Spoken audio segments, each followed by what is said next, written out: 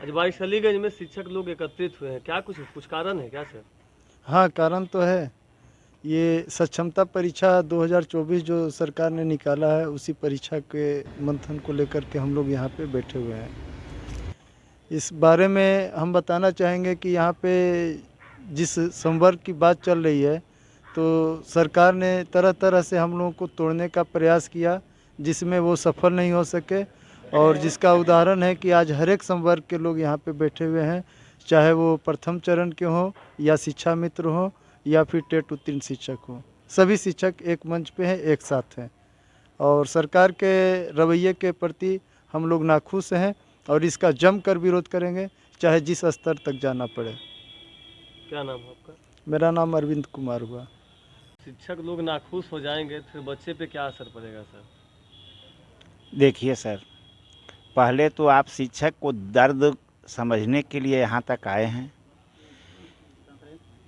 शिक्षक बच्चे के प्रति समर्पित है। शिक्षक का दायित्व होता है कि बच्चे का भविष्य के बारे में वह दिन रात सोचते रहता है।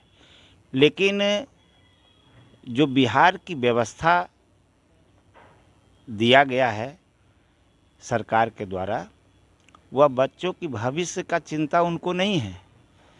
वह अपने कुर्सी पर बैठने के लिए प्लान बनाते हैं। दुख के साथ कहना पड़ता है कि 2006 नियमावली से लेकर 2008 नियमावली, 10 नियमावली, 13 नियमावली, 15 नियमावली, 23 नियमावली तक बना।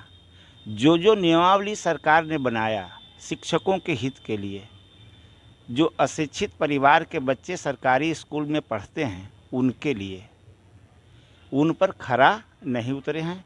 और सरकार का एक नया आया था कि जो परिवार, जो पढ़े लिखे लोग अपने माता पिता का सेवा नहीं करेंगे उनको जेल जाना पड़ेगा।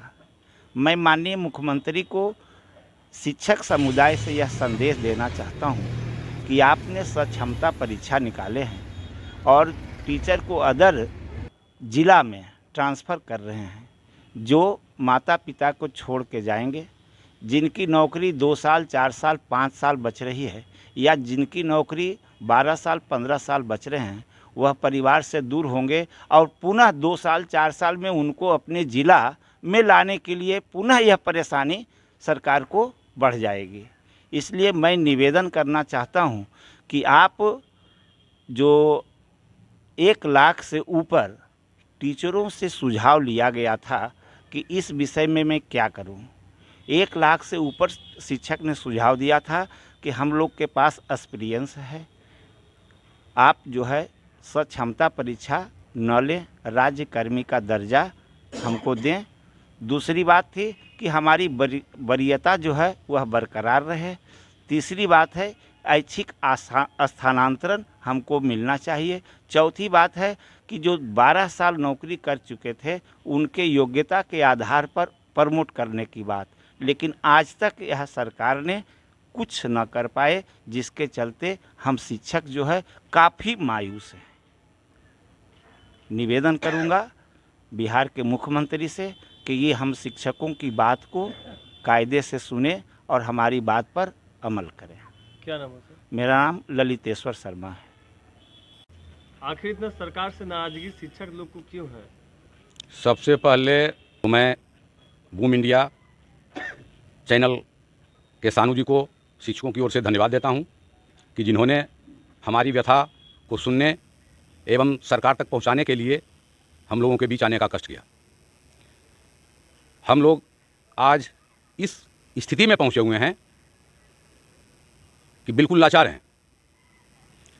सरकार ने जितनी सारी नियमावली बनाई, मुझे संक्षिप्त रूप से ही कहना है कि आज तक 4-5 नियमावली बनी, 6, 8, 10, 20 और 2023। लेकिन उन नियमावली में किसी भी एक नियमावली का इम्प्लीमेंट पूर्ण रूप से आज तक सरकार नहीं कर पाई। अब जोड़ लीजिए, जिनका उम्र 55 बरस हो गया, 60 बरस हो गया, 50 बरस हो गया, सरकार उनसे परीक्षा की बात कर रही है।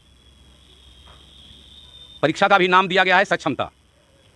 तो सरकार से मैं ये जानना चाहता हूं कि सक्षमता, शिक्षक पात्रता या दक्षता, दोनों में अंतर क्या है?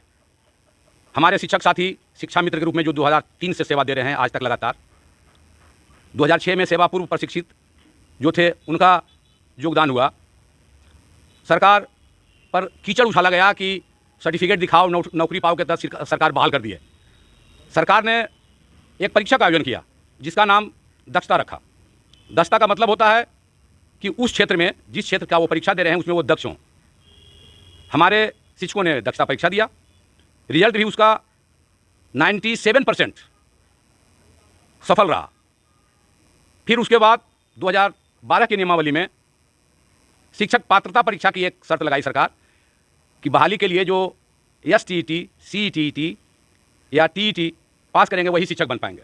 उसका भी साफ मतलब होता है टीचर एबिलिटी टेस्ट, शिक्षक पात्रता परीक्षा। वह भी हमारे शिक्षक उत्तीर्ण किए, योगदान किए और तब उनकी नियुक्ति हुई। तो जब हमारे शिक्षक 2003 वाले दक्ष हैं, 14 वाले शिक्षक पात्रता पास करके, इसका मतलब वह एलिजिबल हैं पढ़ाने के लिए, फिर उस पर यह 15 साल के बाद थोपा जा रहा है सक्षमता। तो हम लोग यह नहीं समझ पा रहे हैं कि जैसे द्वापर और त्रेता में परीक्षा लेते लेते अंत में माँ सीता को पृथ्वी में जाना पड़ा था, आखिर कब तक परीक्षा हो, कब तक हम लोग परीक्षा देते रहे। और उस रूप में सरकार हम लोगों का दोहन और शोषण कर रही है। यह हम लोग समझ नहीं पा रहे हैं कि दक्षता क्या होता है, शिक्षक पात्रता क्या होता है और सक्षमता क्या है। क्या दोनों में अंतर है? सक्षमता में और शिक्षक पात्रता और दक्षता में क्या अंतर है? सरकार पहले इसको डिफाइन करे। एक प्रमुख बात, कहीं भी नियमावली में 2023 की जो नियमावली सरकार बनाई उसमें परीक्षा की कहीं कोई चर्चा नहीं थी। उसके बाद विज्ञप्ति में सक्षमता परीक्षा की चर्चा आई। मुख्यमंत्री ने गांधी मैदान में अपने मुख से बड़ा सौहार्दपूर्ण वातावरण में मुस्कुराते हुए कहे थे कि मामूली परीक्षा ले लेंगे। क्या मामूली परीक्षा होती है भाई? यह समझ में नहीं आता है। ऐच्छिक स्थानांतरण की बात है जो 2006 की नियमावली में ही थी, 12 में भी वो बना। महिला के लिए, विकलांग के लिए, पुरुष शिक्षकों के लिए, उसको क्या बोलते हैं, एक जगह से दूसरे जगह जो आते हैं, म्यूचुअल ट्रांसफर की बात आई थी। आज तक कहां धरातल पर कुछ नहीं दिख पाया। न महिला शिक्षकों का स्थानांतरण हुआ, न विकलांग शिक्षकों का हुआ, न पुरुष शिक्षकों का कहीं समायोजन उस रूप में हो, म्यूचुअल में हुआ। तो यह एक लॉलीपॉप, जब चुनावी वर्ष आता है सरकार वैसा लोभ देती है। लेकिन इस बार हम सभी शिक्षक भी दृढ़ संकल्पित हैं, आर पार की लड़ाई के मूड में हैं, करो या मरो की स्थिति में है। तो यदि हम लोग की परीक्षा हुई या परीक्षा के लिए वह बाध्य करेंगे तो आपके माध्यम से मैं नवादा सहित बिहार के तमाम शिक्षकों से यह आग्रह करता हूं कि सरकार ने 3 ऑप्शन रखा है, 3 परीक्षा का, और वह जो हटाने की बात कहते हैं कि पूर्व ही यह कैदे हम लोग की मंजूरी है, हम लोगों की सेवा कॉन्ट्रैक्ट की नहीं है, 60 वर्ष नियमित हम लोगों की सेवा की गई है, तो कोई किसी को हटा नहीं सकता है, संविधान से ऊपर ही होते हैं। तो मेरा आग्रह होगा कि वे इस परीक्षा में सम्मिलित न हो। मैं भी शिक्षकों का अनहित नहीं चाहता हूं कि हमारे छोटे भाई का इस फैसले से कोई अनहित हो जाए। मैं भी चाहता हूं कि वह अपनी मंजिल को पहुंचें, अच्छे से अच्छे सुविधा प्राप्त करें, लेकिन सरकार की मंशा जब तक स्पष्ट नहीं होगी यह नामुमकिन लगता है।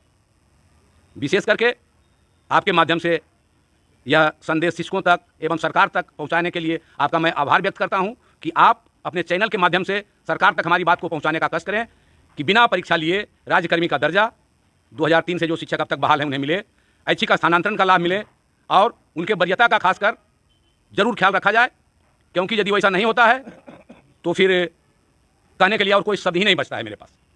आखिर 17 साल, 20 साल, 12 साल, 14 साल नौकरी करने के बाद उसका प्रतिफल यदि मुझे कुछ नहीं मिलता है तो और क्या कहें।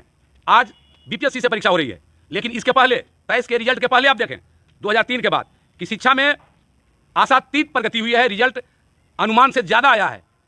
चाहे वह मैट्रिक का परीक्षा फल देखें, आप इंटरमीडिएट का देखें या विभिन्न लोक सेवा आयोगों की परीक्षा देखें, बिहार हर क्षेत्र में, हर परीक्षा में, केंद्र स्तर का हो या राज्य स्तर का हो, अपना अव्वल स्थान बनाया है। आखिर वह उसको कौन पढ़ाने वाले शिक्षक थे? जो 2003 से अभी तक बहाल हुए वही ना। BPSC तो 2023 में ज्वाइन किए हैं। इसलिए मुख्य रूप से ये मेरा आग्रह होगा कि ये 3 मांग आप अपने चैनल के माध्यम से बिहार के तमाम शिक्षकों एवं सरकार तक पहुंचाने का कष्ट करें। क्या नाम है आपका? मेरा नाम शंभू प्रसाद सिंह, नवसृजित प्राथमिक विद्यालय केवल बिघा, वारसलीगंज।